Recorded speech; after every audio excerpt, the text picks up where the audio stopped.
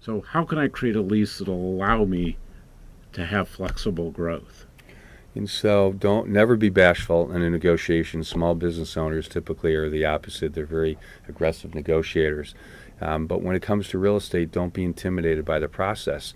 And say to the landlord, if you need a 3-year lease, I'll sign a 3-year lease. But I need the right to terminate, say with 6 months notice. And if the landlord hasn't invested any material amount of money in improvements in the space, the landlord should be willing to do that, particularly in a market like we're in now where rents are beginning to increase.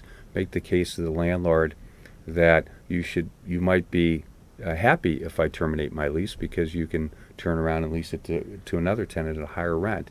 And so landlords understand those things. Don't be make sure that you ask for the things that you need, and don't think that that there's one way to structure a deal.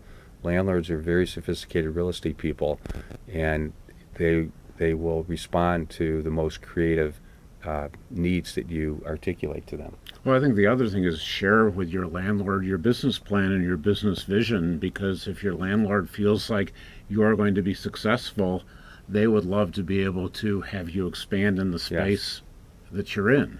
The ideal tenant-landlord relationship is to be a partner. And while that sounds trite, it's really true, because the best tenant for a landlord is a tenant who's growing. And so I'll often say to a landlord when I'm representing particularly a small business that may not be able to afford the market rent, or they could, but they'd rather put the cash into growing the business, is say to the landlord, quite frankly, what difference does it make what the rent is the first 6 months or the first year of the lease? Why don't you think of it as you're making an investment in a great tenant? And if the tenant comes back after 6 months or a year and says they need more space, the reality is you're going to have a little more leverage as landlord than the tenant will, because the tenant's already in place. And so why not help nurture the tenant's business by giving them a real estate deal that helps them grow the business?